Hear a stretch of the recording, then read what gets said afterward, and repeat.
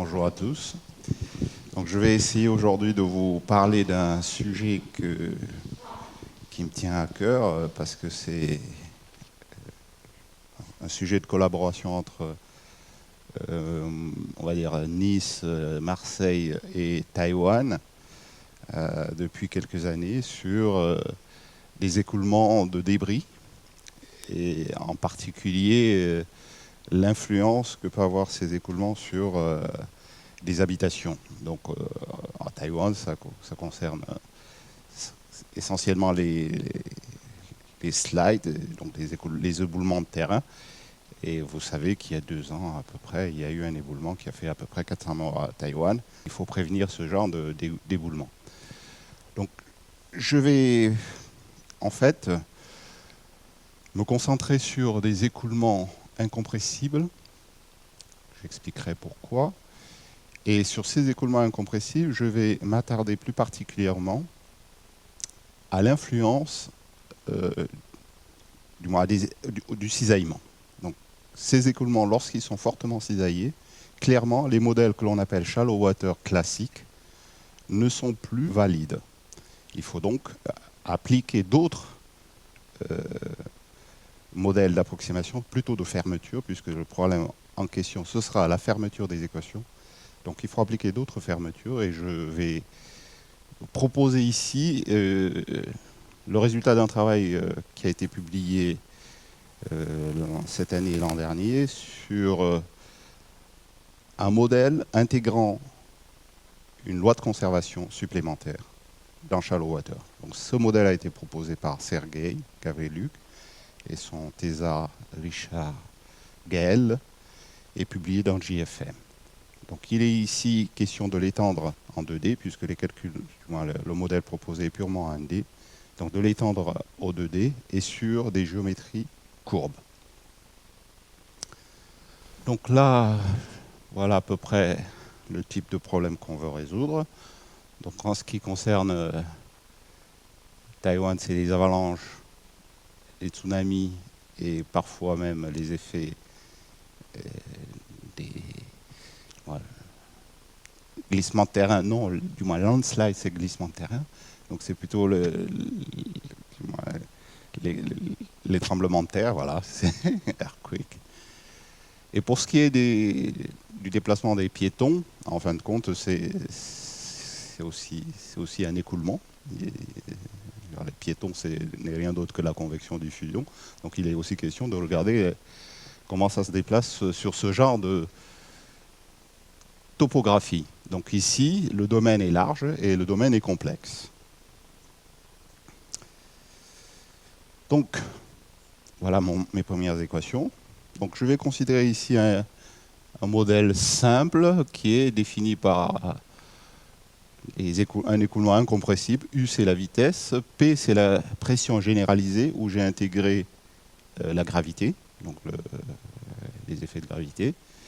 Et donc, si on ne fait rien, on garde que les 2 premières équations. Ça, ce sont les modèles classiques. Ici, on va traîner tout au long de cette présentation la 3e équation de ce système, qui est l'équation sur l'énergie cinétique. Donc, c'est une équation conservative pour ce modèle-là. Et on va regarder un peu les effets de cette équation cinétique que l'on utilisera plus tard pour récupérer les informations manquantes sur le cisaillement.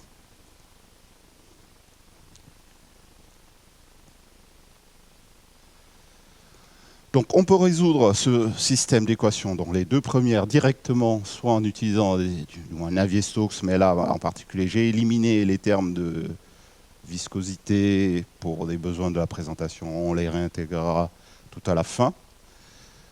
Donc on peut résoudre ça directement, mais on doit prendre en compte 2 aspects. Donc premièrement, c'est que c'est un écoulement à interface, donc il faut bien suivre l'interface. Deuxièmement, c'est un écoulement à divergence nulle, donc il faut pouvoir avoir des méthodes numériques qui assurent la divergence nulle. Mais surtout, ce sont des calculs qui vont se réaliser sur un domaine très large. C'est là la limite de cette approche qui fait que dans ce cas-là, on s'oriente très souvent vers des modèles de type shallow water, où on va faire des approximations puisque ce sont des écoulements, on va dire, de film mince, Donc on va faire l'intégration suivant la direction la plus fine, c'est-à-dire normale à la surface. Mais du coup, en prenant cette intégration normale à la surface, on calcule une certaine forme de moment. Et la question, c'est comment on va fermer ce système au moment, puisqu'à chaque fois qu'on va intégrer des moments, on va introduire des moments d'ordre supérieur. Donc la question de la fermeture se pose clairement ici. Donc, premièrement, pour aborder une géométrie, on va dire, quelconque, on va se définir un système de coordonnées. Ce système de coordonnées, c'est celui-ci. Donc là, en hachuré, vous avez le fond de notre surface, où les écoulements vont se réaliser. Donc à partir de ce système de coordonnées cartésien x et y, on va introduire un autre système de coordonnées xi et eta, le long aligné sur la surface et normal à la surface. Donc on va effectuer un changement de variable, mais ce changement de variable n'a pas besoin d'être inversible partout. Il suffit qu'il soit inversible autour de cette surface, puisque c'est autour de cette surface qu'on va faire les intégrations. Donc on n'a pas besoin d'une transformation qui soit bien posée, inversible dans tout le domaine. Au voisinage de la surface, c'est déjà suffisant. Mais même déjà là, ça pose quelques difficultés, puisque si on prend cet exemple-là, on voit très bien qu'à ce niveau-là, ma transformation, pour qu'elle soit valide, il faudrait que la hauteur d'eau à cet endroit soit tellement petite qu'en fin de compte, en réalité, ce ne sera pas possible d'avoir ce genre de transformation univoque à cet endroit. Donc du coup, pour ce genre de géométrie où on va dire où les courbures sont importantes, le modèle il va quand même tomber à l'eau. Donc on va se limiter en fait à des cas où les courbures sont petites. Ou quand c'est des cas comme ça, on voit clairement que s'il y a de l'eau qui coule là, à un moment donné ça va se remplir ici et qu'au final, la surface visible, une fois que ce sera rempli, ce sera quelque chose de beaucoup plus régulier. Donc en fin de compte, même en pratique, on peut se passer de ce genre de courbure assez mal posée comme ici. Mais pas toujours. Plus généralement, je vais m'intéresser ici à un cas beaucoup plus simple, c'est de dire, si je sais résoudre des choses qui ressemblent à des cylindres, alors je peux déjà résoudre une surface qui est à peu près celle-ci, qui peut même contenir des plans, à la limite, lorsque le rayon qui est ici va tendre vers l'infini et que la taille du domaine va rester constante, c'est-à-dire petite par rapport à ce rayon. Donc du coup, je vais m'intéresser essentiellement à des domaines cylindriques pour généraliser ce que je vais vous présenter comme approche avec des écoulements cisaillés. Dans le cadre de géométrie, je vais prendre juste un petit bout qui est celui-ci, donc juste celui-là, et puis je vais travailler sur ce petit bout-là et regarder comment les équations vont être transformées sur ce petit bout-là, et en introduisant en particulier la courbure. Bien, donc ça, c'est ceux qui font les plasmas connaissent ce genre de choses. Donc là, on reprend les mêmes choses. Donc on a une transformation qui est non singulière, au moins localement. Donc on introduit un système de vecteurs, donc les bases covariantes et les bases contravariantes. Et à partir de là, on définit le déterminant de la transformation, qui est ici. Donc à partir de ça, on peut définir des gradients généralisés. Enfin, ce n'est pas des gradients généralisés, c'est tout simplement les gradients dans ce système de coordonnées, puisque le gradient, lui, ne change pas. La divergence, toujours projetée dans ce système de coordonnées, s'écrit sous cette forme-là. Et la divergence d'un tenseur s'écrit sous cette forme-là. Donc là, j'ai tout ce qu'il me faut pour transformer les équations de Navier-Stokes ou de l'air incompressible qu'on avait au départ dans ce système de coordonnées aligné sur la topographie.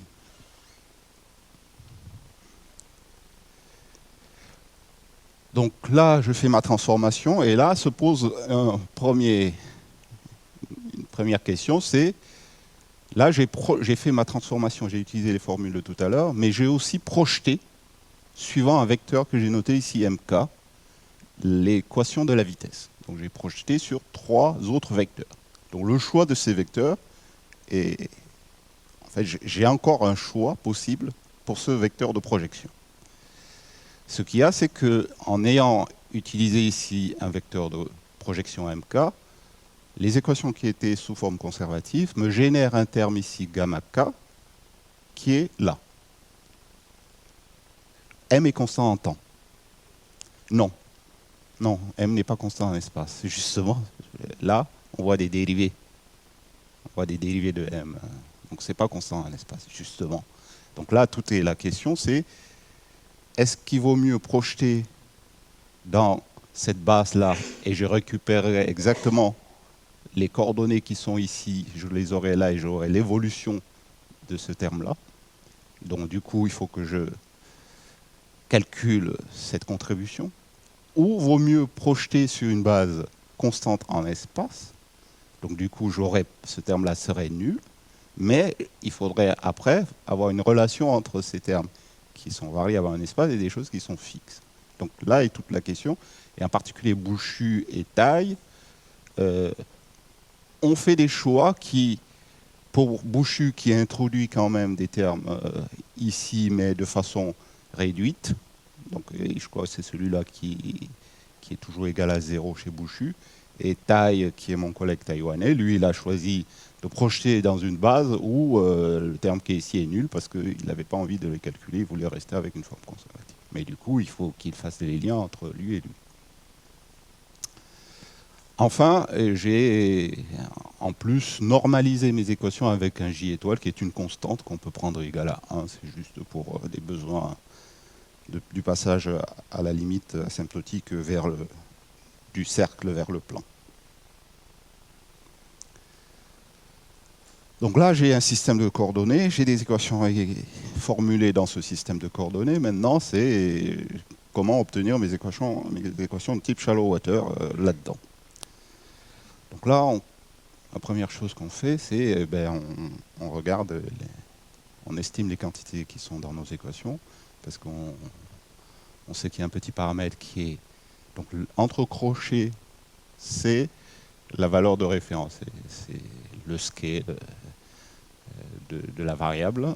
Et donc là, entre la hauteur d'eau et la taille du domaine, ce sera epsilon. Et après, toutes les autres quantités sont estimées par rapport à ce epsilon, en particulier la vitesse normale est petite devant la vitesse tangentielle. Donc là, c'est l'estimation de la vitesse tangentielle en fonction de la gravité et de la hauteur d'eau. Là, la gravité sur les composantes, donc il y a une composante qui est principalement normale, la composante tangentielle est petite. Ici. Pardon. Bêta. Donc bêta, c'est une estimation en fait de la courbure. Donc c'est est-ce que la courbure est importante ou pas, plus ou moins. Donc le bêta, c'est pour ça qu'ici c'est une mesure de zeta qui n'est pas h, qui est plutôt le rayon en fait ici. Donc est-ce que la courbure est un phénomène important ou pas. Donc si bêta ici, si bêta est de l'ordre de 2, ça veut dire que la courbure joue un rôle négligeable. Si c'est entre 1 et 2, alors ça joue un rôle qu'il faut prendre en compte ici, puisqu'on va négliger les termes d'ordre 2.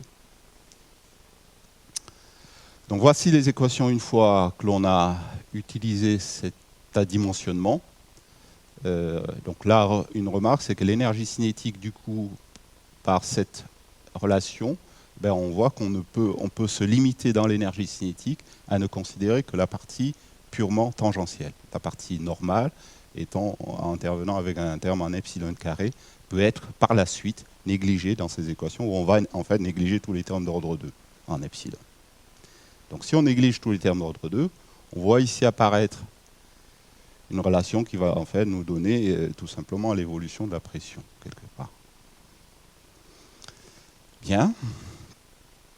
Donc là, maintenant, une fois qu'on a estimé ces termes, on va pouvoir faire ce qu'on appelle l'intégration suivant la direction normale.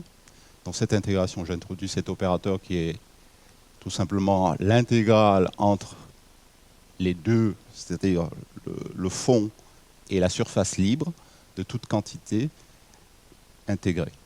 Donc là, je prends mes équations de tout à l'heure, j'applique cet opérateur de moyenne en faisant attention au fait que ma surface libre varie en fonction de cette variable. Donc il va falloir introduire ces termes-là à chaque fois que je vais faire des moyennes qui s'arrêtent dessus. Donc là, j'introduis celui-là. Celui-ci arrive directement. Je reprends pour l'équation de quantité de mouvement. Donc là, j'applique exactement la même formule sur la composante tangentielle. Et sur la composante normale, j'ai directement l'expression de la pression, comme je vous disais tout à l'heure, avec ici les termes de courbure qui, dans la plupart des cas, lorsqu'on travaille sur un plan, ça c'est 0. Donc on récupère tout simplement la pression hydrostatique. Et j'ai rajouté aussi l'équation sur l'énergie cinétique. Pour l'instant, on ne voit pas trop à quoi ça sert, mais petit à petit, on verra l'utilité. Alors là, les MK, j'ai fait un choix ici du MK qui me dit que là et là, j'ai le même. Donc du coup, je dois garder des termes ici. C'est le choix le plus naturel, en fin de compte. Donc ensuite, les conditions limites. Donc les conditions limites, c'est sur ma paroi, sur le fond, la vitesse normale est nulle. Bon. La vitesse tangentielle, je ne mets aucune condition sur la vitesse tangentielle. Et sur la surface libre, j'ai cette condition qui est une condition cinématique classique. Et j'ai la condition aussi que la pression, enfin je choisis comme pression de référence sur ma surface une pression nulle, qui correspond aussi à dire que ma pression généralisée est égale à GZF, ZF étant la position de la surface libre. Donc avec ça, je vais pouvoir revenir là et prendre ces termes-là, combiner avec, je vois ce terme-là combiné avec je ne sais plus lesquels, celui-là va s'annuler, combiner ces deux termes-là pour introduire une dérivée en temps de XIF qui est en fait la dérivée de la hauteur d'eau ou la hauteur de débris que l'on est en train de calculer. Donc là, par rapport à ce qu'on a classiquement, donc là je réintroduis cette fois-ci une vraie moyenne. Tout à l'heure j'avais introduit un opérateur qui n'était pas une moyenne, c'était juste une intégration. Et là j'ai introduit un opérateur de moyenne qui est j'intègre entre ces deux valeurs-là J, qui est ma transformation appliquée à A. Donc là, pour définir une moyenne de A. Et j'introduis H comme étant cette quantité normalisée qui est tout simplement l'intégrale de la jacobienne entre ces deux valeurs-là. Donc cette intégrale-là, lorsque ma transformation, si c'était cartésien, je vais retrouver ici tout simplement la hauteur d'eau. Donc on va noter plus tard petit h. Ensuite, je décompose la vitesse comme étant une vitesse moyenne, suivant cette moyenne définie là, et des fluctuations. Donc par définition même, si je prends la moyenne ici, je dois retrouver cette moyenne-là, donc la moyenne de U' doit être nulle.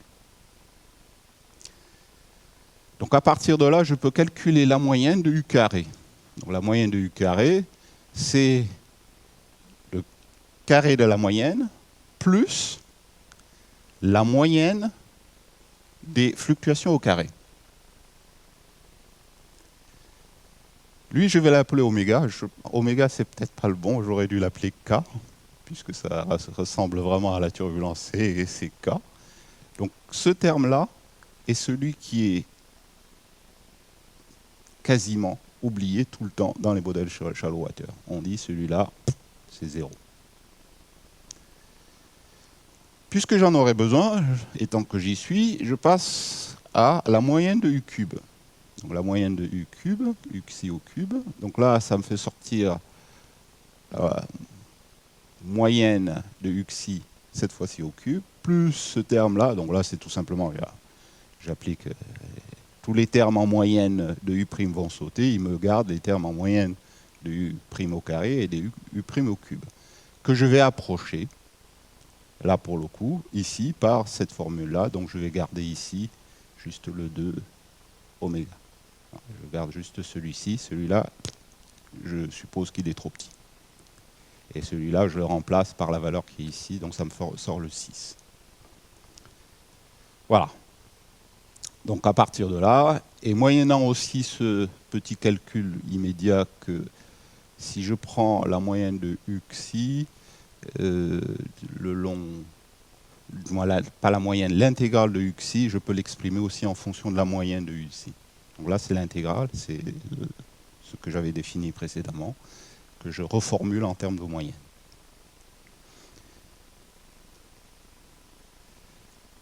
Donc je prends tout ça, j'intègre dans le système précédent, et j'arrive à ceci. Donc l'équation sur l'évolution de la hauteur d'eau, qui est là, avec cette vitesse moyenne. L'évolution de cette vitesse moyenne, qui est décrite par cette équation, plus ou moins la quantité de mouvement, où on voit apparaître, donc cette moyenne-là est complètement, on peut calculer, je montrerai sur un exemple simple le plan, comment on retrouve ces termes-là, on peut les calculer exactement. Et j'ai cette contribution. Vous voyez que s'il n'y avait pas cette contribution, il n'y aurait pas besoin d'une équation supplémentaire, puisque j'aurais ici 0, et mon système serait complètement fermé, puisque tous ces termes-là sont définis. Donc ça, c'est le modèle shallow water classique. Le modèle shallow water pour des écoulements cisaillés, ce terme-là sera calculé à partir d'ici, puisque j'ai exactement, dans l'équation de l'énergie cinétique, j'ai le calcul de ce terme-là, puisqu'on voit ici une moyenne de U carré sur 2, qui est là, qui est exactement ce terme-là. Donc là, on a fait toute une théorie, mais cette théorie, eh ben, on devrait pouvoir retrouver quelque chose de simple si on prend un plan incliné. Donc, si on prend un plan incliné, on fait les calculs, on se retrouve avec le modèle shallow water classique, si on met ce terme P' à 0. Donc on retrouve ici la pression classique, et la pression P' s'exprime cette fois-ci en fonction de oméga prime, et oméga prime est calculé à partir de l'équation sur l'énergie totale. Donc j'ai un système qui est fermé grâce à cette équation supplémentaire lorsque P' n'est pas égal à 0. Donc là, j'ai bien une équation conservative. J'ai une conservation de l'énergie, une énergie qui est conservée, qui est définie comme ceci. Et cette énergie qui est conservée, enfin, va me donner l'information lorsque je vais mesurer l'écart entre cette énergie et l'énergie cinétique, je vais avoir une estimation des termes de fluctuation, c'est-à-dire de cisaillement. Et ces termes de cisaillement, je vais l'utiliser ici et ici.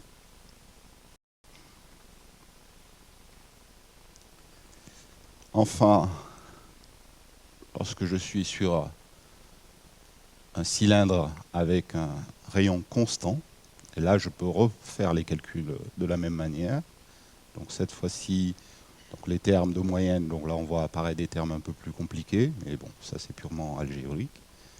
L'équation de conservation de l'énergie totale, ou les termes, donc là j'ai les expressions, hein, donc c'est du calcul. Donc les coefficients qui sont ici, C et B, sont donnés par des formules un peu compliquées, mais pas... Oui.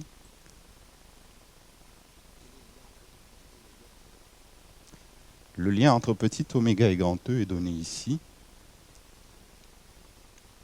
Petit oméga ou petit oméga prime? Ouais, petit oméga prime et grand E, c'est là.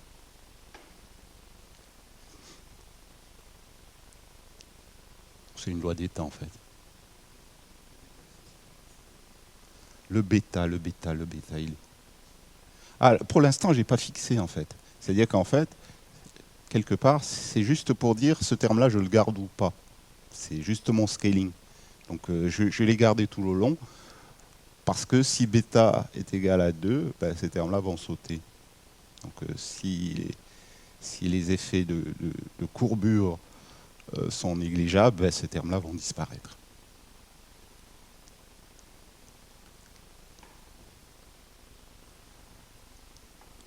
Alors donc, en fin de compte, comme on va vouloir utiliser ceci pour des petites courbures, mais petites mais pas négligeables.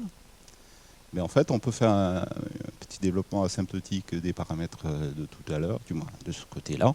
Donc tout ce qui est un peu compliqué ici, on peut simplifier et on tombe sur des choses, on va dire cette fois-ci qu'on peut utiliser en pratique dans les codes de calcul. Donc on a un petit h qui est la vraie hauteur, et ça c'est notre h généralisé qui en fait s'exprime en introduisant tout simplement la courbure ici, qui est en fait le grand H sur RB. Donc de la même façon, le oméga et le P prennent des formes, on va dire, plus ou moins simplifiées avec la courbure qui apparaît. La pression aussi. La fluctuation de pression, donc là, cette fois-ci, l'énergie totale et les différences avec oméga qui est donné ici. C devient tout simplement la courbure au carré. Donc la courbure sur le fond, hein, j'insiste. Et B devient tout simplement la courbure fois H. Voilà, donc il est important de noter que si je suppose que ma courbure tend vers 0 avec en même temps que xi sur le rayon B que je me suis fixé ici, puisque j'ai pris quelque chose de rayon RB, eh bien alors je retrouve dans ces formules-là exactement le plan. Même incliné, suivant que j'ai un θ B ici que j'ai choisi. Donc je suis content, j'ai quelque chose qui est valable pour des géométries courbes et qui colle avec le plan asymptotiquement.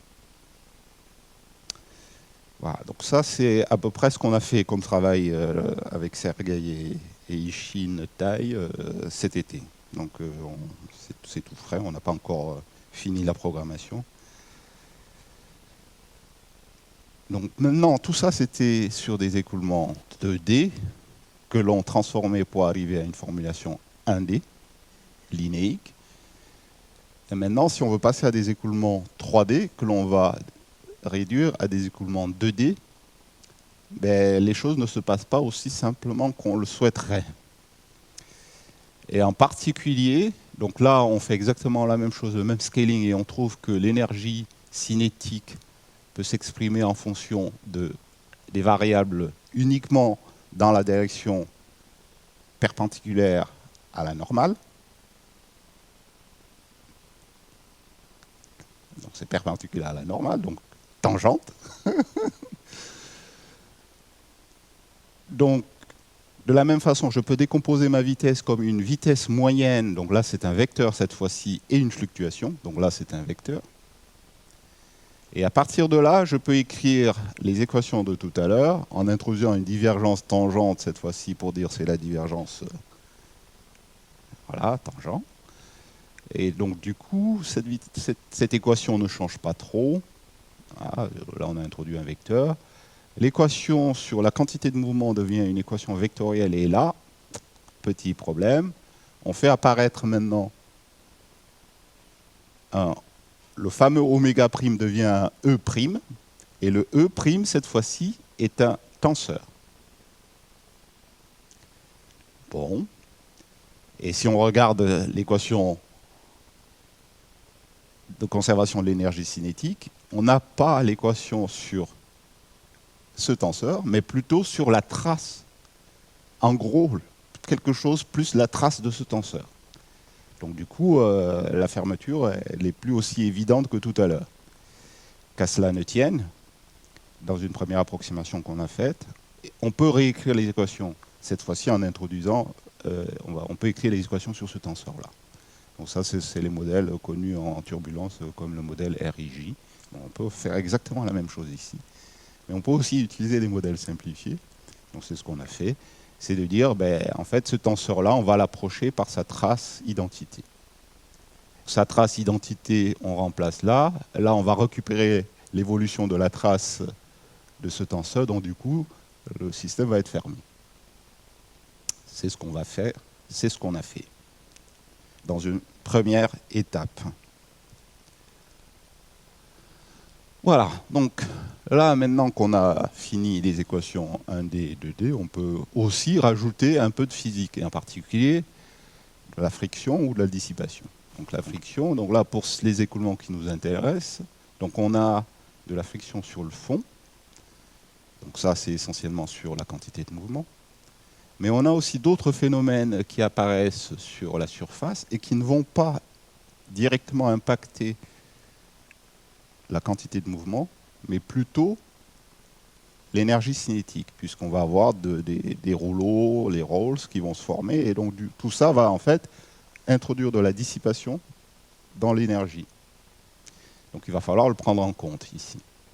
Donc il y a en gros 3 types, hein, donc ceux qui sont sur la surface, sur le fond, ceux qui sont sur la surface, et ceux qui sont les ondes transverses. Donc ces échelles-là sont plus ou moins de la taille de H. H définit bien les échelles de ces structures-là. Les structures qui sont de ce côté-là peuvent être de taille largement supérieure à H. Donc là aussi, ça a des effets énormes sur les écoulements lorsqu'on a de la rugosité transverse qui crée en fait une turbulence 2D, mais vraiment 2D. Donc du coup, on va décomposer. Alors là, ça commence à être vraiment de la cuisine cette fois-ci. On va décomposer oméga prime, ou la trace, comme étant une partie complètement générée par le fond, donc de la turbulence qui vient du fond, une partie générée à la surface et une partie transverse. Donc la turbulence qui est là, la turbulence qui est de ce côté-là, et la turbulence qui est transverse. On va lui associer des anstrophies, mais bon, là, ce n'est pas utile dans cette présentation. Et on va donc dire que la friction qui agit sur la quantité de mouvement, donc on prend les formes classiques, hein, donc c'est U, norme de U, et le coefficient qui est ici est essentiellement associé au fond. Donc là, je vous ai mis une petite vidéo, moi, c'est pas une vidéo en fait, ce sont 2 images d'une vidéo que vous pouvez retrouver sur le net sur Hydraulic Jump, et qui vous montre bien qu'il y a comment ces structures tourbillonnaires vont modifier la quantité de mouvement sans toutefois modifier, on va dire, la quantité de mouvement globale. Donc là, sur l'équation de la quantité de mouvement, on va introduire ce terme-là au second membre. Et sur l'équation de l'énergie totale, on va introduire ce terme-là au second membre. Les 2 coefficients qui sont ici ne sont pas identiques.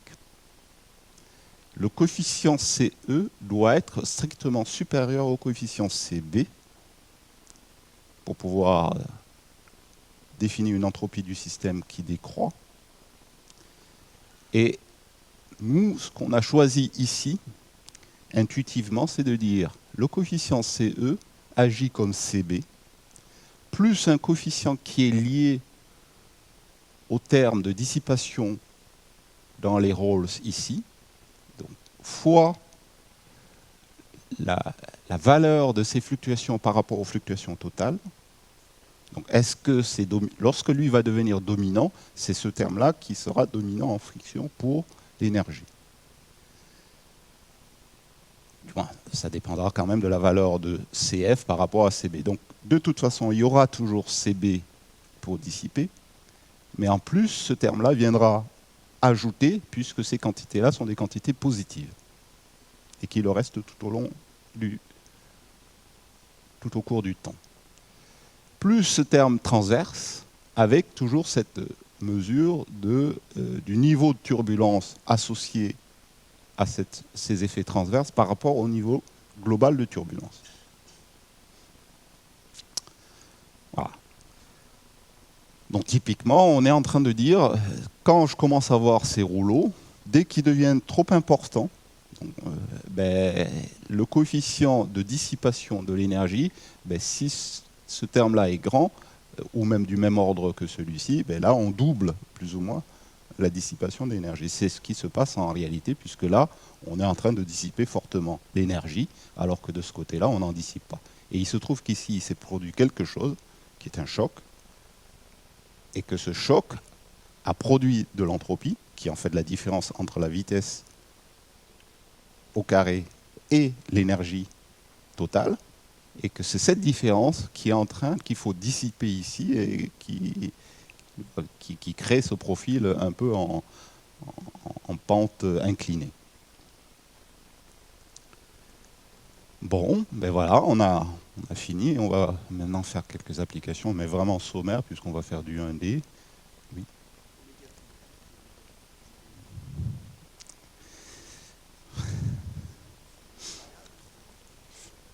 C'est une très bonne question.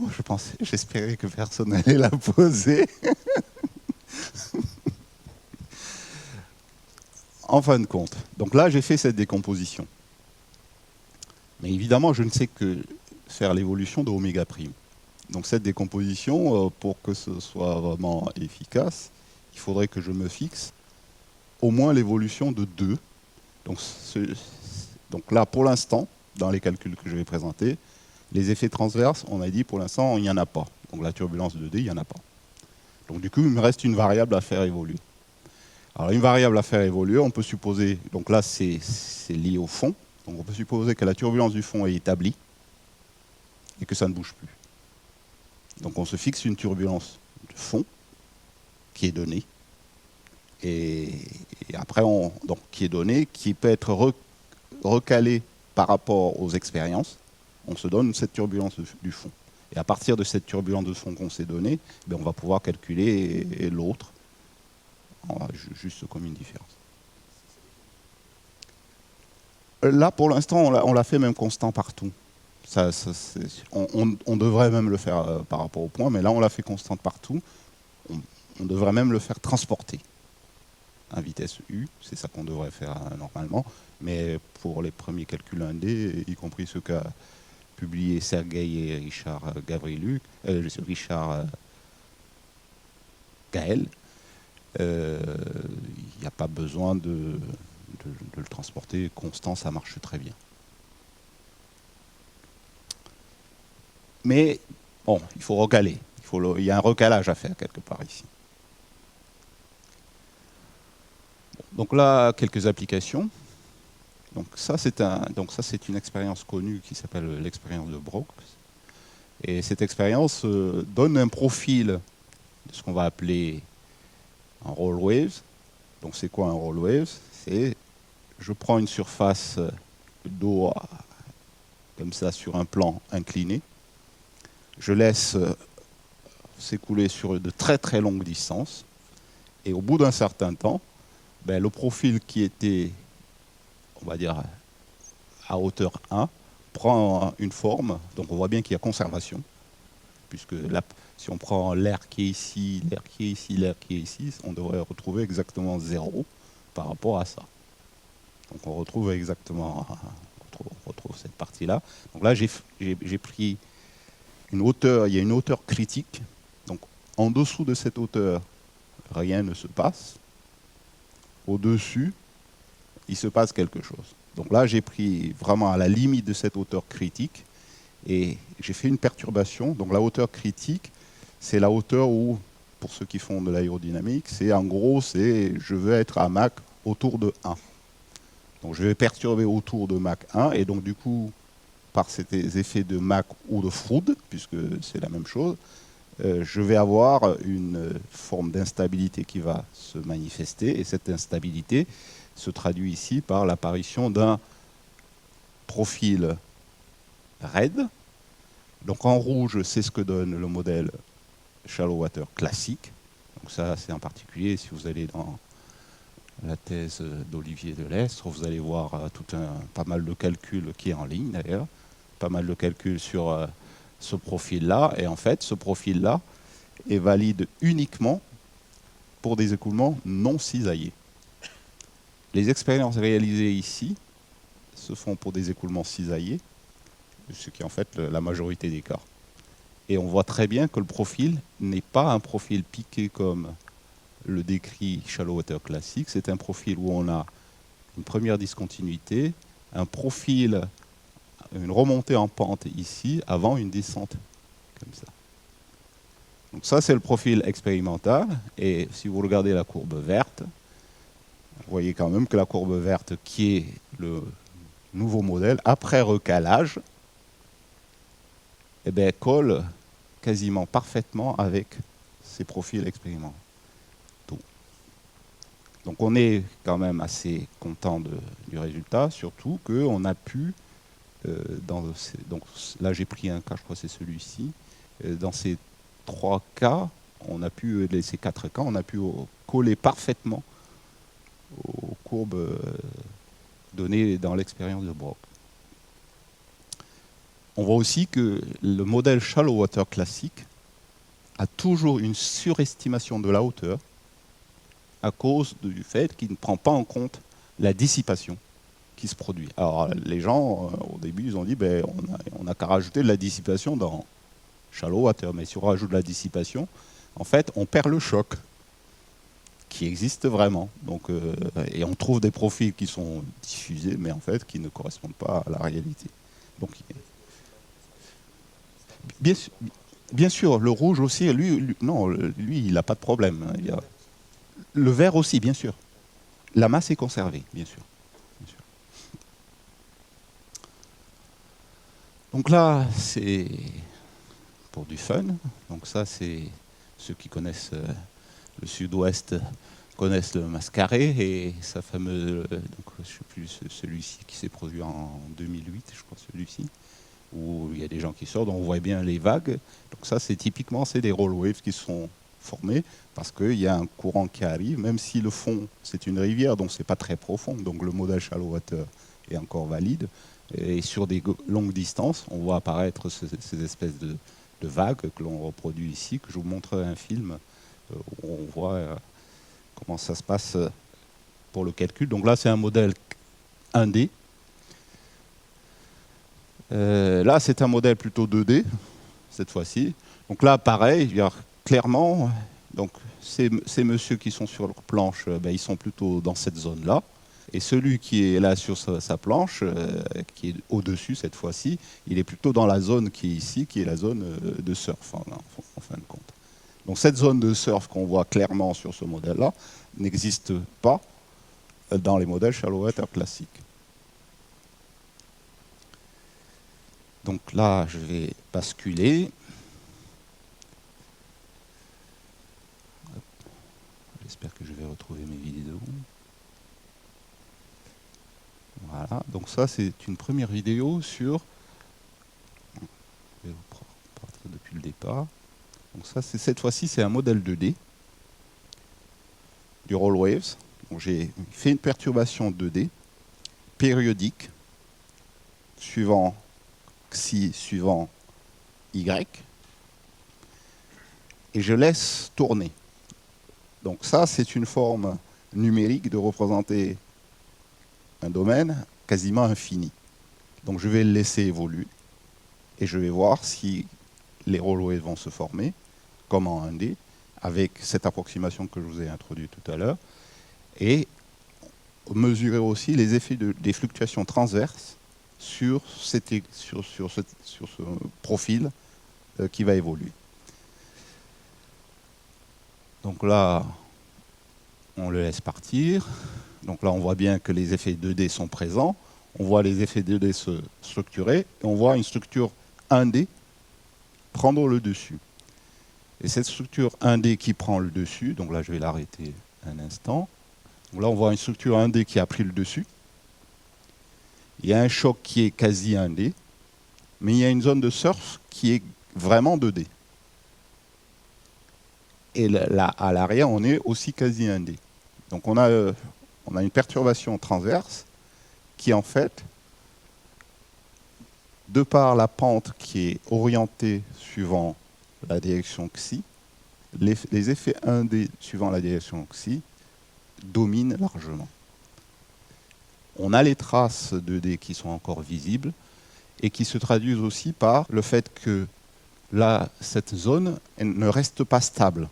C'est-à-dire qu'on a des espèces de mouvements, ça s'élargit, ça se rétrécit, et ce sont des choses qui sont observées, en fin de compte. Cet élargissement, ce rétrécissement de la zone de surf. Voilà, je vous laisse encore. Donc là, ça tourne pendant des heures. Il y a un autre phénomène qui se met aussi en place, qui s'appelle le coarsening. Donc le coarsening, c'est, en fin de compte, il y a une tendance à sélectionner les ondes avec les plus grandes longueurs d'onde. Et donc vous avez vu au départ, quand on était là. Et là, il y en a plein. Et petit à petit, ça se regroupe. Jusqu'au final, on n'en a plus que 3 qui sont présents. Donc ça, ce coarsening, ça aussi, ça a été observé expérimentalement. Et en fonction du nombre de fraudes et de la taille du domaine où on applique cette périodicité, ben ce coarsening, il va dériver. Donc il y a un phénomène de bifurcation qui va apparaître pour des longueurs données, pour des fraudes données. Et enfin, si dans le shallow water classique, il est aussi présent, le coarsening est aussi présent. Ce n'est pas spécifique à ce modèle. Par contre, les bifurcations, je ne suis pas sûr que les bifurcations, on puisse l'observer avec le shallow water classique, parce que c'est quand même lié au fait que la zone de surf n'est pas tout à fait stable. Donc je ne suis pas sûr. Mais non, ça, ce sont les premiers calculs, je ne peux pas affirmer complètement que c'est toujours vrai. Alors, et enfin, le saut hydraulique. Alors, le saut hydraulique. Donc, le saut hydraulique, donc là encore, je ne sais pas si j'ai la vidéo ici, si j'ai la vidéo. Donc ça, c'est le saut hydraulique. Donc le saut hydraulique, donc, c'est un fluide supercritique qui arrive au début et qui, parce qu'il y a un blocage derrière qu'on ne voit pas, va coller avec un fluide qui est sous-critique. Donc fraude plus petit que 1, fraude supérieure à 1. Et dans donc la transition, elle se fait là, et c'est le saut hydraulique que l'on voit clairement avec. Donc on voit qu'il y a une position qui bouge, donc plus ou moins le saut est là, mais en fait cette position n'est pas fixe, elle n'arrête pas de bouger légèrement, et derrière on voit ces espèces de rouleaux qui se déplacent et qui petit à petit se stabilisent derrière pour faire quelque chose de plus ou moins, on va dire, établi. Donc en fait, c'est ça qu'on a essayé de reproduire ici. Donc là, je reviens au début. Donc on part de quelque chose. Donc la donnée initiale, c'est ça, c'est bloqué à l'arrière. On a un fluide supercritique qui arrive, et on va voir se développer cette espèce de saut hydraulique. Donc là, voilà, ça se déplace. Donc là, on voit, donc ça s'établit. Donc premièrement, c'est établi à ce niveau-là, mais on voit que ce n'est pas tout à fait l'équilibre, le point d'équilibre. Et après, il avance un tout petit peu. Et là, il est arrivé à son point d'équilibre. Il ne bouge plus. Il oscille sur ce point d'équilibre. On voit les rouleaux qui se développent ici. Donc ça, c'est les rouleaux, qui se traduisent aussi par des ondes à l'arrière. Et l'oscillation qui est ici a été mesurée expérimentalement. Et la fréquence que l'on a, nous, correspond à ce qui a été mesuré expérimentalement pour ce cas test-là. Donc au final, pour ce modèle qui est purement 1D, on est plutôt très satisfait. Donc là, on va s'engager sur des calculs multi-D, et ça, c'est l'objet d'une collaboration avec nos collègues taïwanais que l'on espère financer par l'INRIA bientôt. Merci.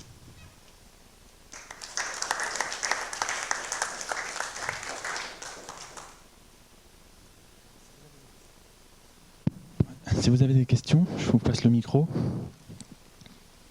Oui.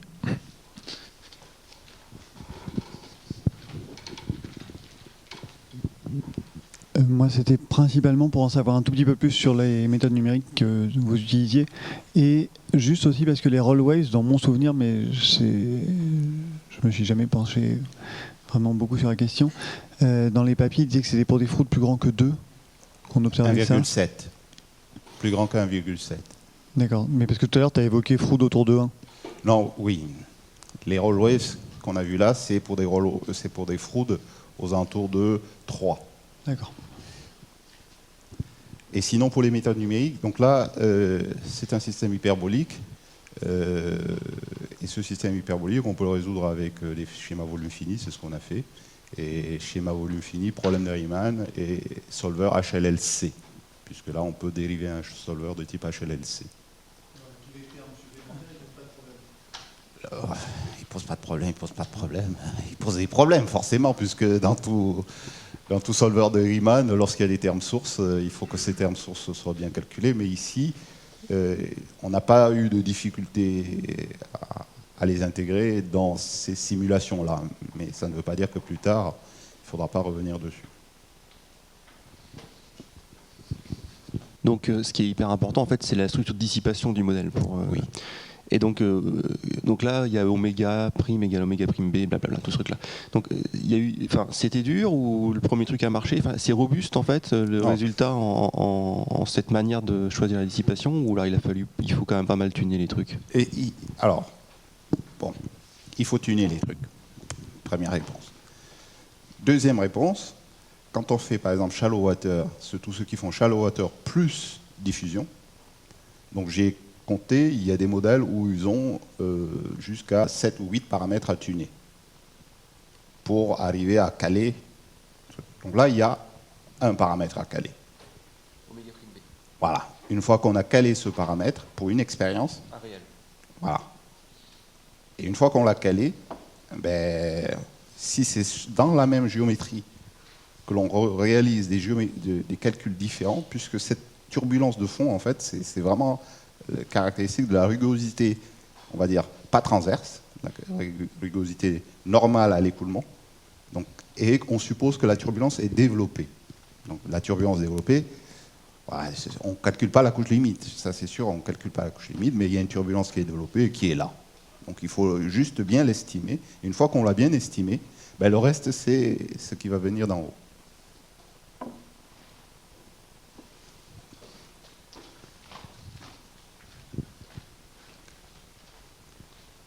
Je suis désolé, j'avais oublié un morceau. C'est pour revenir, parce que Tony a posé la question, mais je ne suis pas sûr d'avoir bien compris. Quand tu montes les courbes rouges et vertes, là, tout à l'heure, sur la roll waves piquée ou non piquée, oui. Effectivement, on a du mal à croire qu'on a la même aire en dessous des deux courbes. Mais c'est juste un effet d'optique? C'est un effet d'optique, oui. D'accord. C'est juste un effet d'optique. Je ne sais plus où elle est ma fenêtre.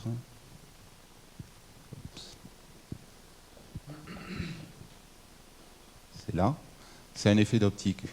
Je peux vous le garantir, on fait l'intégrale, c'est zéro. En plus, j'ai tordu la fenêtre pour que ça puisse rentrer, donc j'ai agrandi, mais bon.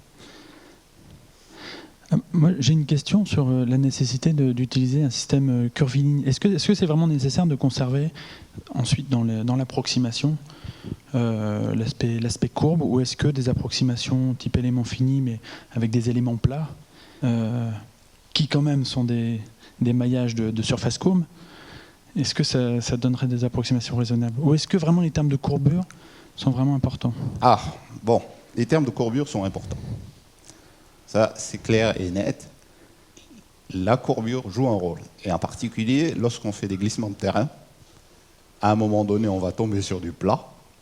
Donc, à un moment donné, la courbure joue un rôle hyper important. Le truc classique, c'est de... Je ne sais pas si crée ici. Au milieu.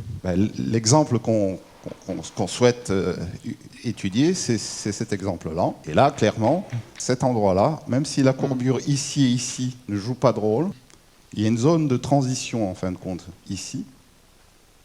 Donc, ce n'est pas vraiment piqué comme ça. Il y a une zone de transition. Et les effets de courbure liés à cette zone de transition jouent un rôle important. Les mesures le prouvent et les premiers calculs le montrent aussi. D'accord, donc ça c'est si on souhaite conserver des maillages relativement grossiers.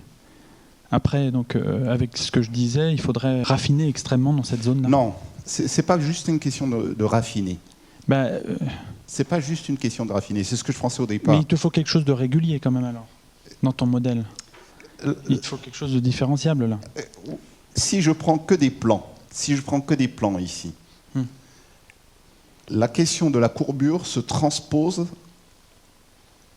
sur la question de comment faire la transformation entre le repère local et le calcul des flux qui ne sont pas dans le même repère que la moyenne que je suis en train de calculer. Donc on le transfère là, et de façon parfois plus prononcée que si on introduisait des effets de courbure qui sont localisés et que l'on met directement dans les équations. Parce que... Ouais, je vais tester les deux, à vrai dire. Parce que j'ai commencé, donc on a développé un code volume fini sur des triangles, et on les triangles plats, avec des calculs de flux qui se font sur les triangles plats. Donc là, le modèle marche, puisque c'est plat sur ces... Mais par contre, le volume de contrôle, lui, est sur les nœuds, et contient plusieurs plans qui arrivent. Donc il faut calculer une forme de moyenne en utilisant des plans qui sont différents. Et donc là, ce code-là existe. Et au final, effectivement, on va regarder si il existe un moyen sur ces codes plans d'introduire des transformations entre les calculs des moyennes sur les repères aux faces et qui bougent, de façon à ce que globalement, au final, on récupère une forme de limite de ce système-là. Mais ça, c'est l'autre côté. Cette fois-ci, on va construire une courbe parce que ces surfaces sont parfois données par des surfaces des Bézier. Et quand on a une surface de Bézier, c'est beaucoup plus simple de calculer une courbure localement. Tout est régulier, donc du coup, c'est plus adapté. Bon. S'il n'y a pas d'autres questions, on te remercie encore, Boniface.